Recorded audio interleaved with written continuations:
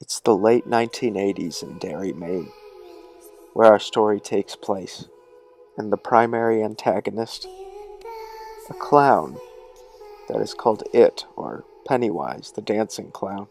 But what was Pennywise's motivation for causing the murders that he did?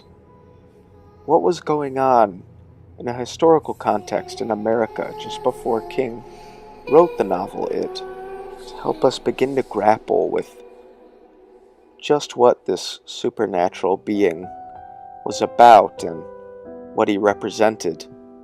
We'll take a look at a few things happening in society just before the book was written.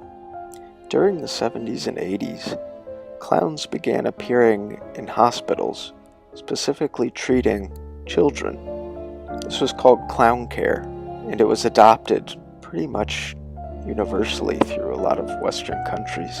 The clowns were supposed to take care of the psychosocial needs of children, helping them adapt to life in the hospital.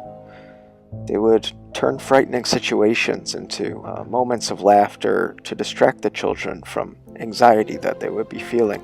These professionals would often use skills like magic, storytelling, or music to distract children from the pain and anxiety that they were going through. And in this way, we see why Pennywise is so frightening, is because these clowns were meant to protect children, to help them adapt to things. And here Pennywise is breaking up the monotony and boredom of small-town living, but doing so in a sinister and evil way. King must have also been inspired by the wildly popular children's show Bozo the Clown. Bozo reached almost religious popularity with children. You even had to book tickets 8 years in advance to get into the audience in which an episode was being filmed live.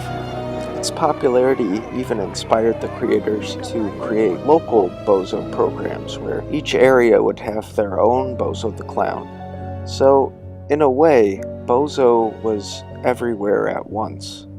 Given that Pennywise seems to appear and reappear anywhere at all times whenever he desires, perhaps this supernatural ability was inspired by King's own childhood and seeing Bozo everywhere he went.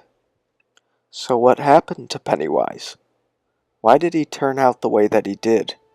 Just about a decade prior to the beginning of the film, when we see Georgie taken in 1988, the country was in shock and terror. They were watching news coverage of the murders of John Wayne Gacy Jr., or as he was later called, the Killer Clown. He was a man who murdered and raped many teen boys and children and buried them beneath his house.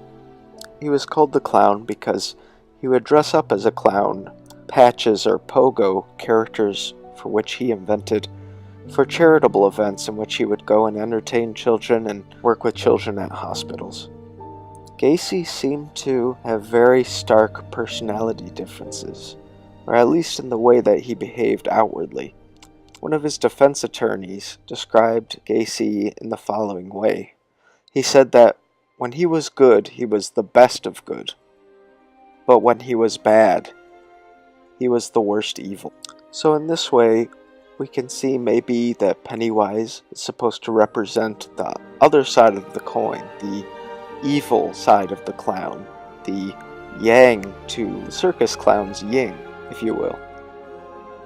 It's also worth noting that that same lawyer, Sam Amirante, pardon me if I'm butchering that, also revised a piece of Illinois legislation that removed a clause in which police forces had to wait 72 hours waiting period before looking for a lost child. And as a result, this established a national network aimed at locating missing children that was adopted countrywide and is now known today as Amber Alert. Anyway, those are just a couple of ideas, but I'm also interested in furthering the conversation and seeing what any of you might like to add. Please feel free to subscribe or comment down below the video, and I'll be sure to read it. I would also like to say that this is probably going to be the first of a couple videos I have talking about some of my thoughts on the movie It. Anyways, thank you for watching. Please look for my next video.